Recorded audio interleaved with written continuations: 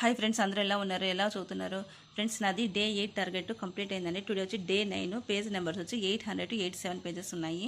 Friends, ఒకసారి నేను చదివిన వాటిలో కొంచెం ఏవే టాపిక్స్ ఉన్నాయి ఏమనేసి ఒకసారి చూపిస్తా చూడండి. నేను యూనిట్ 4 చదివాను, చూపిస్తా చూడండి. ఫ్రెండ్స్, యూనిట్ 4 ఎక్కువ కాలుష్యాల గురించి ఉందండి. మనం ఆల్రెడీ నేను చూసాము. వాయు కాలుష్యం అంట, ఇంకా నీటి కాలుష్యం ఉంది, ఇంకా వచ్చి నేల కాలుష్యం ఉంది, ధ్వని కాలుష్యం ఉంది, రేడియో ధార్మిక కాలుష్యం ఉంది, ఇంకా రకరకాలు ఉన్నాయండి కాలుష్యాలు. అవంతా చదవాలి. ఆ తర్వాత ఇది చూడండి ఒకసారి, యూట్రిఫికేషన్, దీని గురించి ఒకసారి చదవండి.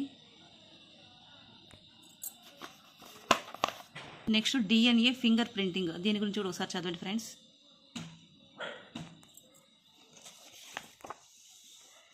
ఫ్రెండ్స్, దీంట్లో అయితే అన్ని ఇంపార్టెంట్ ఉన్నాయి ఫ్రెండ్స్. ఒకసారి అన్నీ చదవాల్సింది. ఒకసారి మనకు ఇంకా సదస్సులు అంటే ఇవన్నీ ఉన్నాయి, ఒకసారి చూడండి. ఇంకా చాలా ఇంపార్టెంట్ ఉన్నాయి.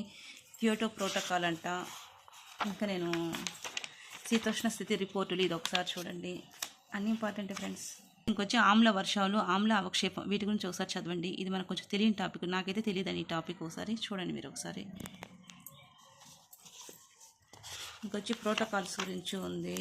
ఇక్కడ వచ్చి ప్రపంచ వ్యాప్త కృషి, ఒకసారి చూడండి. ఇది ఒకసారి చదవండి. యుఎన్యు సుస్థిరాభివృద్ధి లక్ష్యాలు, ఇది కూడా చదవాల్సిందే ఫ్రెండ్స్. యూనిట్ 5.2 వచ్చి సుస్థిరాభివృద్ధి, సస్టైనబుల్ డెవలప్మెంట్, ఇది చాలా ఇంపార్టెంట్, ఇది కంపల్సరీ చదవండి. ఇందులో దీని యొక్క నిర్వచనాలు అంటే డెఫినేషన్స్ ఉన్నాయి, ప్లస్ రిపోర్ట్స్ ఉన్నాయి. ఇది చూడండి ఇక్కడ, ఇది చూడండి ఒకసారి చదవండి. బ్రంట్ల్యాండ్ కమిషన్, దీని గురించి ఒకసారి చదవండి, కమిషన్స్ గురించి. ఇంకా రిపోర్ట్స్ అంతా ఉంది. నెక్స్ట్ వచ్చి ప్రోటోకాల్ గురించి కూడా ఉందండి. వీటి యొక్క సదస్సులు కూడా, సుస్థిరాభివృద్ధి సదస్సులు, ఇది చాలా కొంచెం పెద్ద టాపిక్ అండి. ఇది ఇంపార్టెంట్. సుస్థిరాభివృద్ధి అని వస్తే దాని గురించి ఇంపార్టెంట్, చదవండి ఒకసారి. దరిత్రి సదస్సులు అంట, ఇక్కడ చూడండి. COP 18 చదవండి ఫ్రెండ్స్. దీంట్లో అయితే అన్నీ ఇంపార్టెంటే ఉన్నాయి ఫ్రెండ్స్, అన్నీ మనం తెలుసుకోవాల్సింది. ఒకసారి చదవండి కనీసం. COP సదస్సులు ఎక్కువ ఇచ్చారు వీళ్ళు.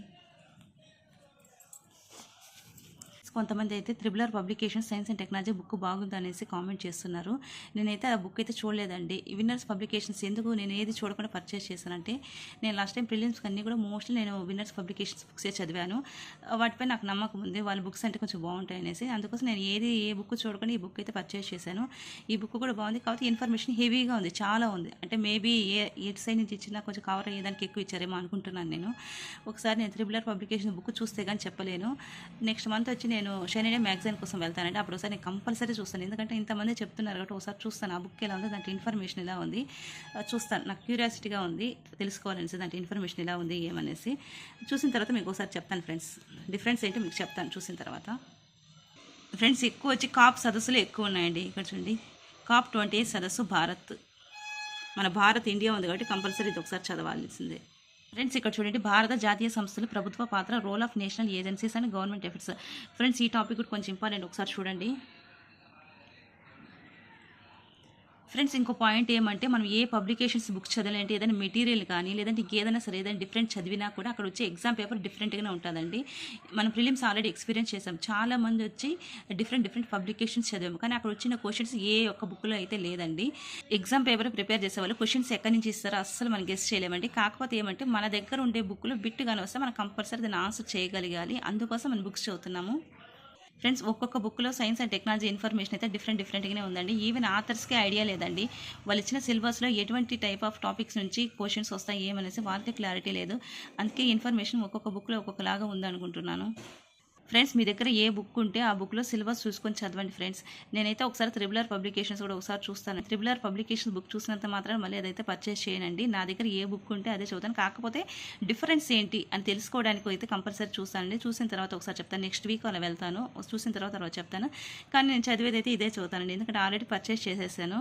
దీంట్లో చూసుకొని డిఫరెన్స్ కోసమే నేను చూసుకునేది ఆ బుక్. నేను మళ్ళీ కొత్త బుక్ తీసుకొని దాన్ని పర్చేస్ చేసి చదివేంత ఓపిక టైం నాకు లేదండి. ఈ బుక్లోనే ఇంపార్టెంట్ ఏ ఉన్నాయి ఇన్ఫర్మేషన్ సిలబస్ చూసుకొని చదువుతాను అంతే ఫ్రెండ్స్. మీరు ఎలా చదువుతున్నారు? మీరు ఎంతవరకు సిలబస్ కంప్లీట్ చేశారు ఫ్రెండ్స్?